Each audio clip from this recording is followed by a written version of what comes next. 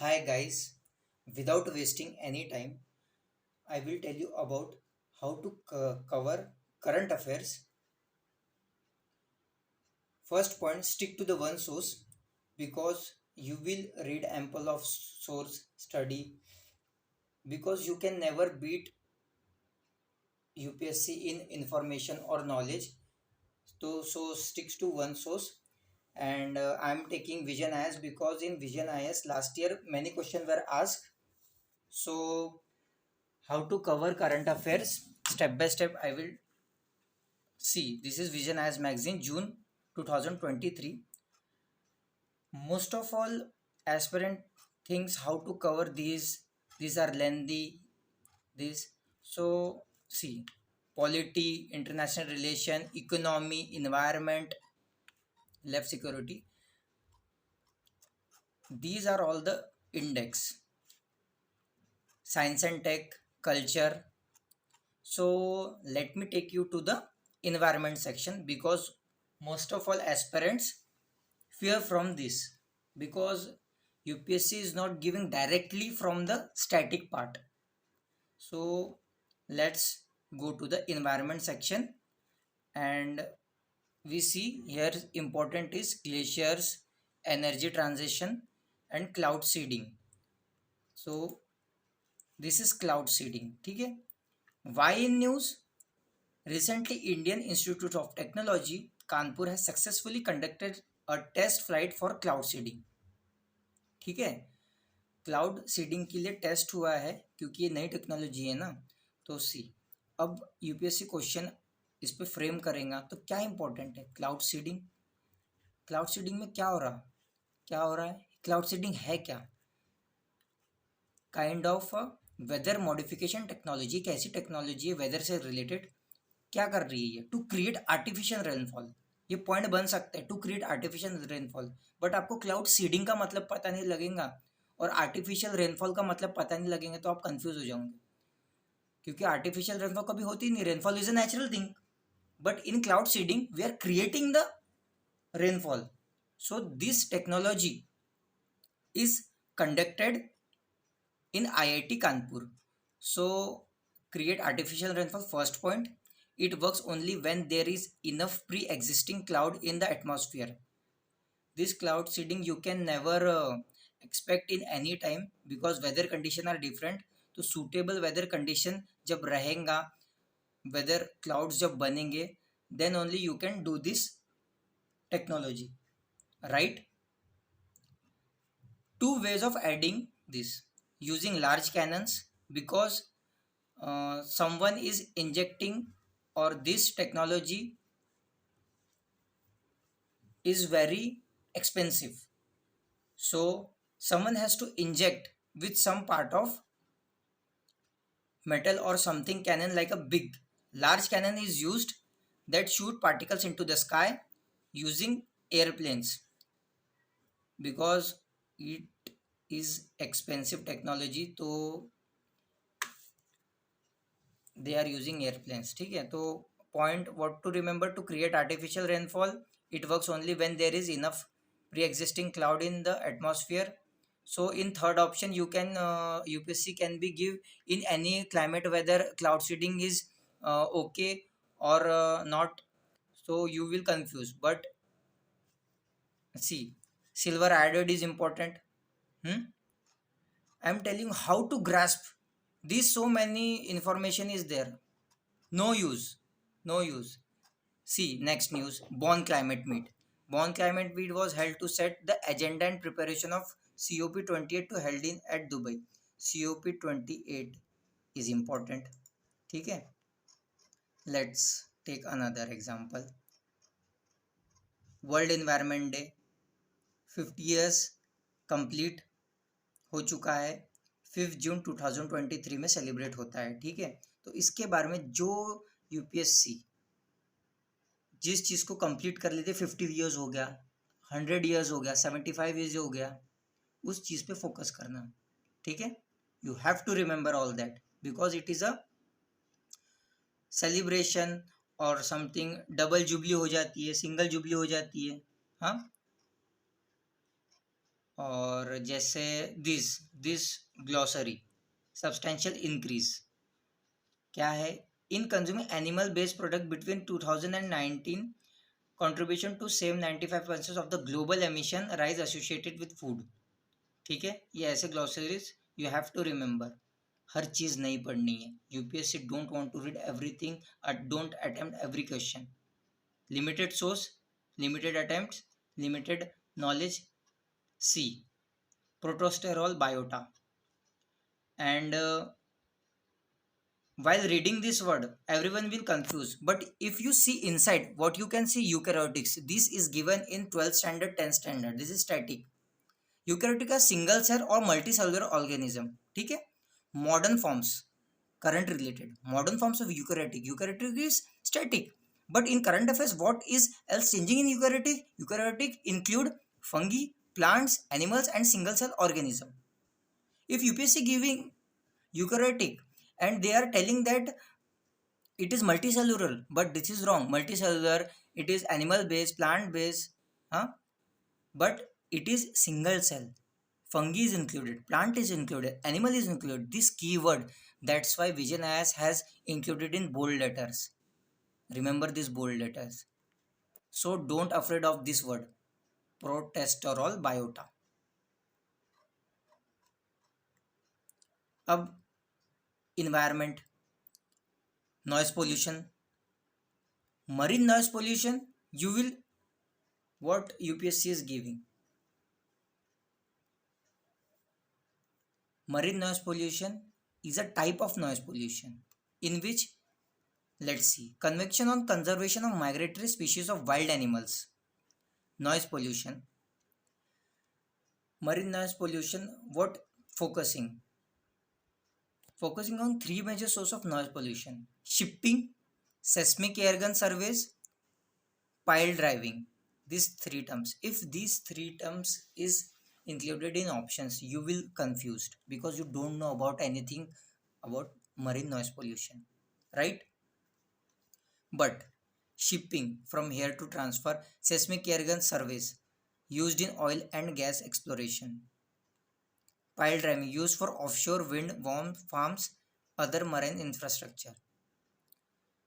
UPSC nowadays in mains they are asking about the solutions, so they can ask in mains also marine noise pollution solution.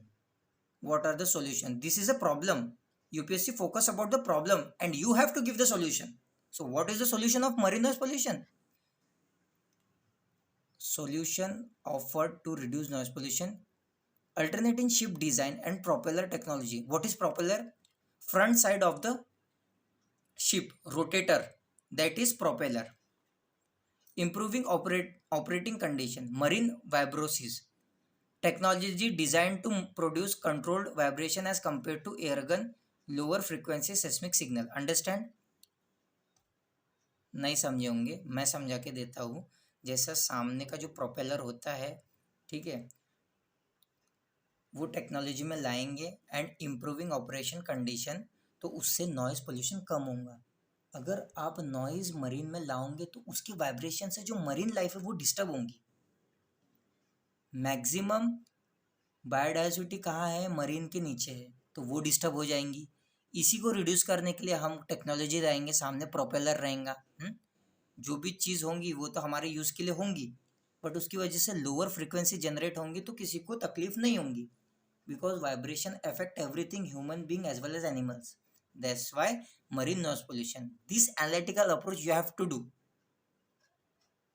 River sand mining, everybody knows sand mining, but river sand mining, see, let's see. National Green Tribunal, what is NGT? Session court, high court, supreme court, every cases cannot deal in supreme court or high court. For that tribunals are made, for example national green tribunals for environment purposes. Okay, so this is about NGT. What is river sand mining? It is mandatory to obtain consent from concerned SP SB for river and sand mining. ठीक है. No river sand mining will be allowed to continue in country without obtaining this consent. यानी कुछ प्रावधान है जिसकी वजह से ये सैंड माइनिंग नहीं हो सकती, अलाउ नहीं की जा सकती 1 सितंबर 2023। ठीक है, अभी यहाँ पे यूपीएससी आपको पूछ सकता है कि सैंड माइनिंग के लिए ये है वो है वो है, बट उनके कंसेंट के अनुसार क्या कंसेंट है वो आप यहाँ पे पढ़ सकते हो।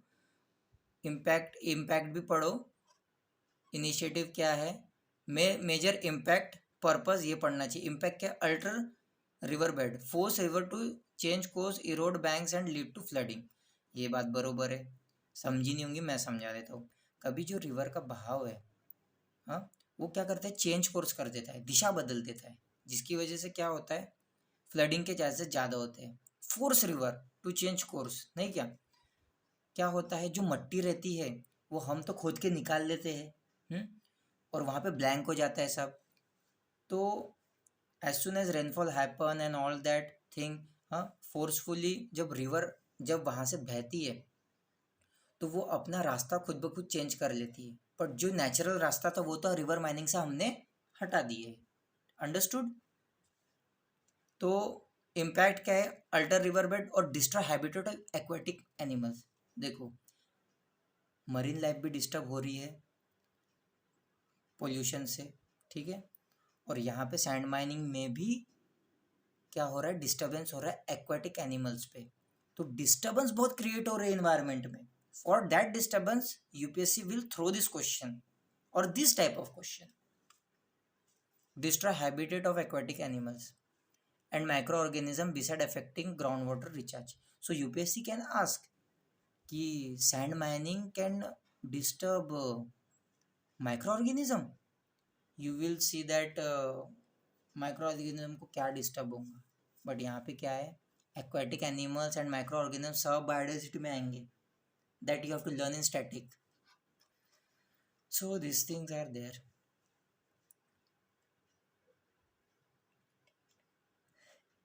सो दैट्स ऑल, ऐसी एनालिसिस करना है आपको। तो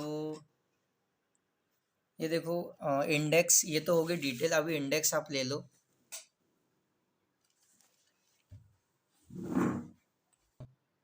now focus on index, see the polity term, ठीक है, क्या है इसमें इम्पोर्टेंट, लॉ ऑन सेडिशन, क्योंकि सेडिशन किस राहुल गांधी पे लगा था, ठीक है,